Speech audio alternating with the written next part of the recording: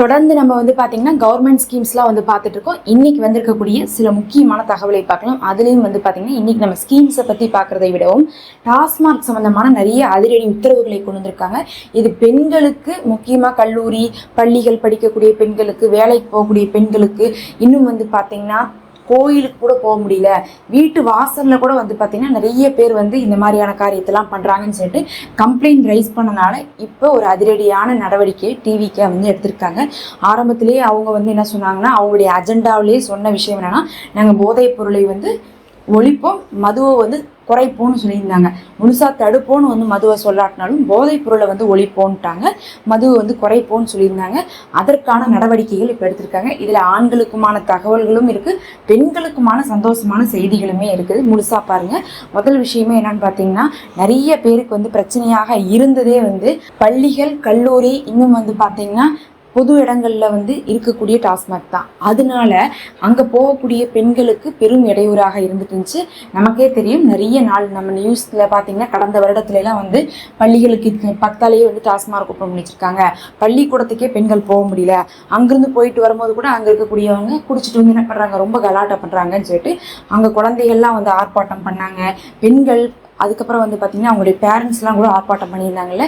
இன்னைக்கு அதுக்கான ஒரு உத்தரவாக இழுத்து மூட சொல்லியிருக்காங்க கடைகளெல்லாம். எங்கேன்னு பார்த்தீங்கன்னா கல்லூரிகளுக்கு பக்கத்தால் இருக்கக்கூடிய கடைகள், அடுத்தது பள்ளிகளுக்கு பக்கத்தால் இருக்கக்கூடிய கடைகள், மூணாவது பார்த்தீங்கன்னா கோயிலுக்கு பக்கத்தால் இருக்கக்கூடிய கடைகள், நாலாவது பார்த்தீங்கன்னா பஸ் ஸ்டாண்டுக்கு பக்கத்தால் இருக்கக்கூடிய கடைகள். ஏன் இந்த நாளையும் சொல்கிறாங்கன்னா, பஸ் ஸ்டாண்டுக்கு பக்கத்தால் உங்களுக்கே தெரியும் கூட்டம் அலமோதிட்டு இருக்கும். எந்நேரமும் 24 மணி நேரமும் கூட்டம் இருக்கக்கூடிய ஒரு இடம் பஸ் ஸ்டாண்ட். அந்த பஸ் ஸ்டாண்டில் பெண்கள் என்ன பண்ணுவாங்க, எப்போதுமே இருந்து கொண்டு தான் இருப்பாங்க. அதுலேயும் வேலைக்கு போகக்கூடிய பெண்களாகட்டும், பள்ளி கல்லூரி பெண்கள்லாம் பஸ் ஸ்டாண்டுக்கு போய் தான் பஸ் ஏறி போயிட்டு இருக்காங்க. அதனால அவர்களுக்கு ரொம்ப இடையூறாக இருக்குது அப்படிங்கிறதுக்காக அங்கே இழுத்து மூட சொல்லிட்டாங்க. ரெண்டாவது நம்ம சொன்ன மாதிரி கல்லூரிக்குன்னா உங்களுக்கே தெரியும், போயிட்டு வரக்கூடிய பெண்களை என்ன பண்ணுறாங்க, ரொம்ப துன்புறுப்படுத்தியிருக்காங்க. அதனால் பார்த்திங்கன்னா கல்லூரிக்கு பக்கத்தால் நிறைய கல்லூரிகள் இருக்குது. அது பார்த்திங்கன்னா பெண்கள் மட்டும் படிக்கக்கூடிய மகளிர் கல்லூரியாக இருந்தாலும் சரி, வேறு எந்த கல்லூரியாக இருந்தாலும் கல்லூரிக்கு போயிட்டு வரவங்க அந்த கஷ்டத்தை ஃபேஸ் பண்ணக்கூடாதுங்கிறதுக்காக அதை க்ளோஸ் பண்ணி சொல்லியிருக்காங்க. அதேமாதிரி ஸ்கூல் ரொம்ப மோசம். கல்லூரிகளை விட ஸ்கூல் குழந்தைகளுக்குலாம் ஒன்றுமே தெரியாது, அவ்வளோ ஒரு இடையூறாக இருந்துட்டுச்சு. அதையும் மூட சொல்லியிருக்காங்க. கோயிலுக்கு ஏன் சொல்கிறாங்கன்னா, வழிபாட்டுக்கு அதிகமாக யார் போவாங்க, பெண்கள் தான் போவாங்க. ஆண்களும் போவாங்க, ஆனால் அதிகமாக எந்நேரமும் வீட்டிலேருந்து போகிறது வர்றது யாராக இருப்பாங்கன்னா பெண்கள் தான் போயிட்டு வருவாங்க. அப்படி அவங்க போயிட்டு வரும்போது இடையூறாக இருக்குது, குடிச்சிட்டு கலாட்டா பண்ணுறாங்கன்னு சொல்லிட்டு என்ன பண்ணியிருக்காங்க, அவங்க கம்ப்ளைண்ட் ரைஸ் பண்ணியிருக்கனால அதையும் க்ளோஸ் பண்ண சொல்லியிருக்காங்க. இது இன்னைக்கு பெண்கள் ரொம்ப சந்தோஷமான செய்தியாக எடுத்துக்கொள்கிறாங்க. கண்டிப்பாக யார்கிட்டலாம், அதாவது யாருடைய வீட்டுக்கிட்ட, யாருடைய ஸ்கூலு காலேஜ் கிட்டலாம் இந்த பிரச்சனை இருக்கும், அவங்களுக்கு தான் இதனுடைய நிம்மதி என்ன அப்படிங்கிறது இப்போ தெரியும். கண்டிப்பாக அவங்க ஒரு சந்தோஷமாக இருக்காங்க. இதுதான் முதல் அறிவிப்பு. அடுத்து ரொம்ப முக்கியமாக பார்த்தீங்கன்னா என்ன கொண்டு வந்திருக்காங்கன்னா, இதெல்லாம் 500 மீட்டர் தூரத்துக்குள்ளே சொல்லியிருக்காங்க. ஏன்னா இப்போ கல்லூரிக்கு பக்கத்தாலேன்னு சொல்லிட்டோம். கல்லூரிக்கு எவ்வளோ தூரம் பக்கத்தால் இருக்கணும், அதுக்குன்னு பக்கத்து தெருவழியாக இருக்கணும்னு கேட்டிங்கன்னா ஒரு 500 மீட்டர் சொல்கிறாங்க. 500 மீட்டருக்குள்ளே இருக்கக்கூடியதை க்ளோஸ் பண்ணுறாங்க. அதுவும் 500 கடைகள் வரையும் க்ளோஸ் பண்ண போகிறதாக உத்தரவிட்டிருக்காங்க.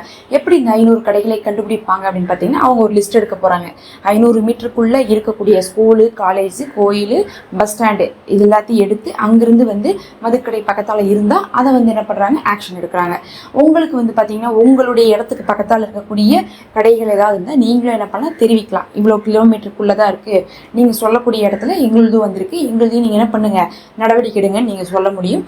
அந்த மாதிரி என்ன பண்ணியிருக்காங்க, 500 மீட்டர் தூரத்தில் இந்த 4 இடத்துக்கும் பக்கத்தால் எது இருக்கோ அதை க்ளோஸ் பண்ண போகிறாங்க. ரெண்டாவது இன்னும் ரொம்ப முக்கியமான விஷயம், நேரத்தை குறைச்சிருக்காங்க. நேரத்தை குறைக்கிறது என்னென்னு பார்த்தீங்கன்னா, பொதுவாக மதுக்கடை இயங்கக்கூடிய நேரம் ஏற்கனவே ரொம்ப குறைக்கப்பட்டு தான் வச்சுருக்காங்க. இருந்தாலும் அதுவே நமக்கு ரொம்ப இடைஞ்சலாகத்தான் இருக்குது. காலையில் 12 மணிலேருந்து நைட்டு 10 மணி வரையும் வச்சுருந்தாங்க. இல்லாட்டினா காலங்காத்தாலேயே ஆரம்பிச்சு காலையிலேருந்து நைட்டு வரையும் விடிய ஓப்பன் ஆகியிருந்ததெல்லாம் போயிடுச்சு. இப்போ பார்த்தீங்கன்னா குறிப்பிட்ட மணி நேரம் தான் ஏற்கனவே ஓப்பனில் இருக்குது. ஏற்கனவே ஒரு 10 மணி நேரம் தான் ஓப்பனில் இருக்குன்னா அந்த 10 மணி நேரத்தையும் இப்போ குறைச்சிருக்காங்க. பீக் ஹவர்ஸாக எந்த ஹவர்ஸ் இருக்குன்னு பார்த்தீங்கன்னா, நைட்டு 8 மணிக்கு மேலே தான் பீக் ஹவர்ஸாக இருக்குது. ஏன்னா அந்த சமயம் தான் வேலைக்கு போனவங்க திரும்பி வீட்டுக்கு வருவாங்க. வேலைக்கு போயிட்டு வரும்போது என்ன பண்ணுறாங்க, குடிச்சிட்டு வந்துடுறாங்க. அதனால என்ன பண்ணியிருக்காங்க, 8 மணிக்கு மேலே இனிமேல் திறக்கப்படாதுன்னு சொல்லியிருக்காங்க. அப்போ 8 மணிக்குள்ளே தான் பார்த்தீங்கன்னா அவங்க வாங்க முடியும். அதோட க்ளோஸ் பண்ணுறாங்கன்னா இதுலேயும் பெண்களுக்கு தான் நல்லது ஜாஸ்தியாக இருக்குது.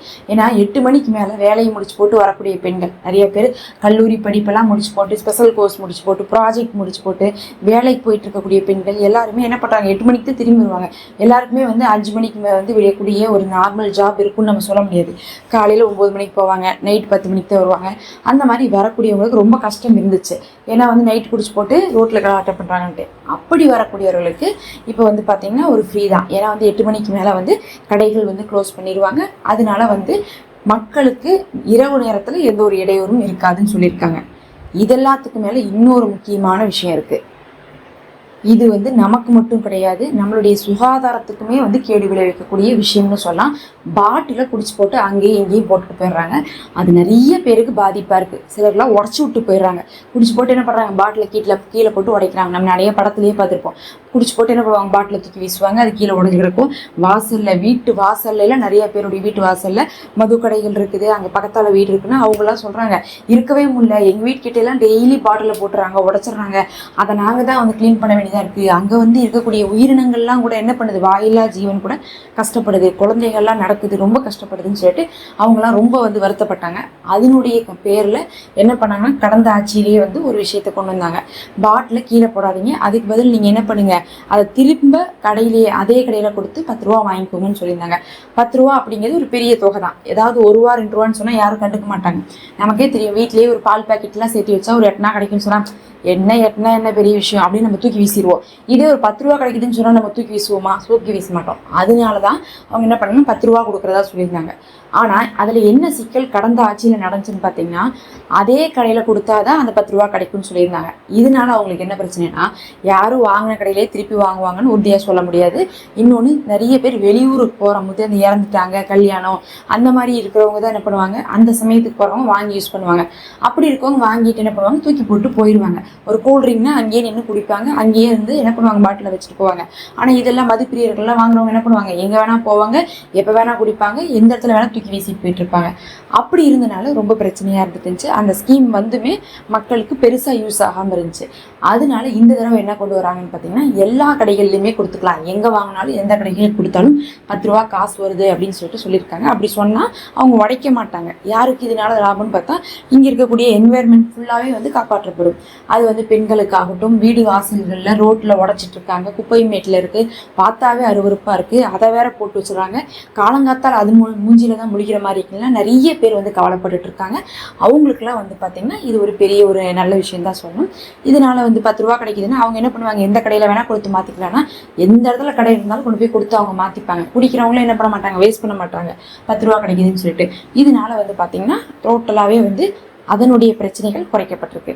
அடுத்து இதெல்லாம் இல்லாமல் எப்படி வந்து நேரம் மாற்றிருக்காங்களோ, எப்படி வந்து இடத்த வந்து ஒரு 500 கடையை க்ளோஸ் பண்ணியிருக்காங்களோ, அதே மாதிரி வந்து பார்த்திங்கன்னா பாட்டிலுக்கு வந்து ஸ்கீம் கொண்டு வந்திருக்காங்களோ, அதே மாதிரி தான் வந்து பார்த்திங்கன்னா போதைப் பொருளை தடுக்கிறதுக்கான திட்டங்களும் கொண்டு வந்திருக்காங்க. தடுப்பு சட்டம் அப்படிங்கிற மாதிரி கொண்டு வந்துட்டு அதை வந்து என்ன பண்ணுறாங்க, மேற்பார்வையிட்டு பார்த்துட்டு இருக்காங்க. பொதுவாக வந்து பார்த்திங்கன்னா போதைப் பொருள் வந்து ரொம்ப ஜாஸ்தி ஆயிடுச்சுன்னு சொல்லிட்டு தான் கடந்த ஆட்சி மேலே ஒரு பெரிய கம்ப்ளைண்டாக இருந்துச்சு.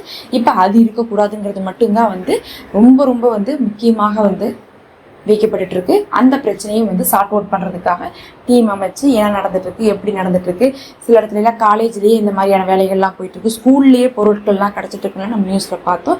அதனால வந்து போதை சம்மந்தமான விஷயத்தை தடுக்கிறதுக்கான முயற்சி தான் வந்து என்ன பண்ணிட்டு இருக்காங்க, மேற்கொண்டுட்டு இருக்காங்க. அதுக்குன்னு தனியாக வந்து டீம் போடுவாங்களாமா. அந்த டீமை வச்சு என்ன பண்ண போகிறாங்க, கண்காணிக்க போகிறதாகவும் அது மூலமாக என்ன பண்ண போகிறாங்க, போதையே இல்லாமல் ஒழிப்போன்னு சொல்லியிருக்காங்க. நம்ம சேனலை மறக்காமல் சப்ஸ்கிரைப் பண்ணிக்கோங்க. கவர்மெண்ட் ஸ்கீம்ஸை தொடர்ச்சியாக பார்க்கலாம். நம்ம சேனலில் மெம்பர்ஷிப் இருக்குது, ஒரு சின்ன தொகை தான், ஒரு சப்போர்ட்டாக இருக்கும். நீங்கள் எங்களுக்காக ஜாயின் பண்ணிக்கோங்க.